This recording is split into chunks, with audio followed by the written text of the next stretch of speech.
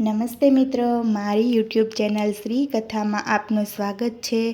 જો તમે મારી ચેનલમાં નવા હોય તો મારી ચેનલને લાઈક કરો, શેર કરો અને સબસ્ક્રાઈબ કરો।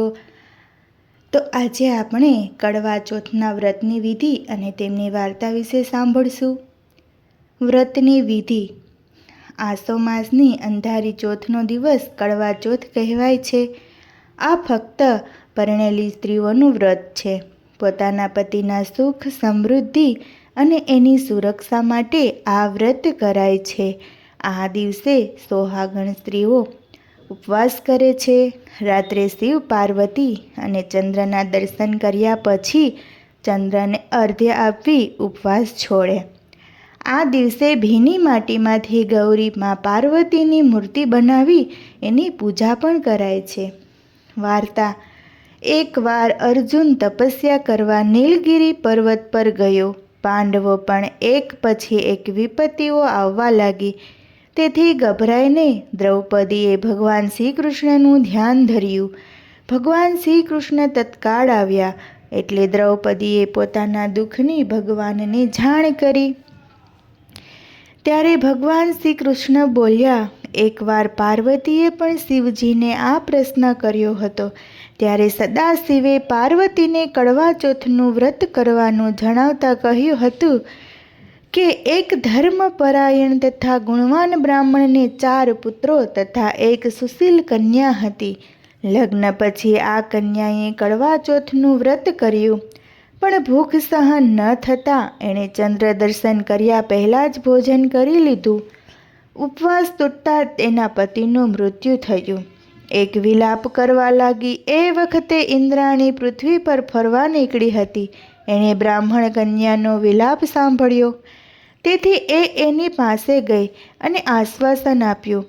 બધી વાત જાણી ઇન્દ્રાણી બોલી, તે ચંદ્રને અર્ધ આપ્યા વગર ભોજન કરી લીધું, એનું જ આ ફળ છે। આ સાંભળી બ્રાહ્મણી પશ્ચાતાપ કરવા લાગી। ઇન્દ્રાણીએ એને આ વ્રત કરવાની સલાહ આપી। એણે પૂરી શ્રદ્ધાથી આ વ્રત પૂર્ણ કર્યું તો એનો પતિ જીવિત થઈ ગયો। શ્રી કૃષ્ણએ દ્રૌપદીને કહ્યું, એ જ રીતે તું પણ આ વ્રત કર, બધું બરાબર થઈ જશે।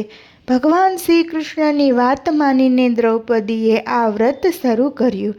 પરિણામે પાંડવો પર એક પછી એક સંકટ આવ્યા તો પણ તેઓ વિજયી બન્યા।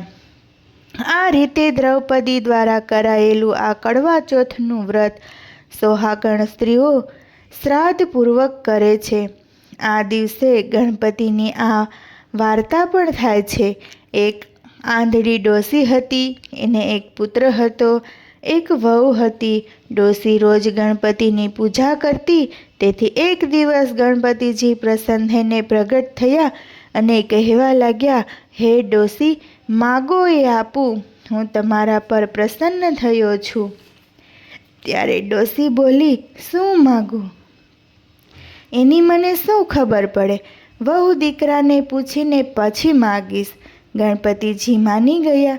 ડોસીએ વહુ દીકરાને પૂછ્યું તો બંને કહેવા લાગ્યા, આપણે બહુ ગરીબ છીએ, માટે ધન માગી લો।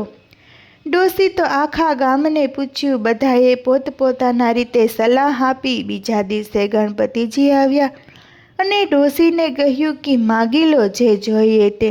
ડોસી બોલ્યા, મને 9 કરોડની માયા દો, નિરોગી કાયા દો, અમર સુહાગ દો, આંખનું અજવાળું દો, પૌત્રો પૌત્રી પરિવારનું સુખ દો, છેલ્લે મોક્ષ દો। ત્યારે ગણપતિજી બોલી ઉઠ્યા, ડોસીમાં, તમે તો બધું માગી લીધું।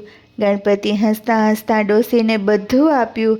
કડવા ચોથના દિવસે સ્ત્રીઓ ગણપતિજી પાસે બધું માગે છે અને મેળવે છે।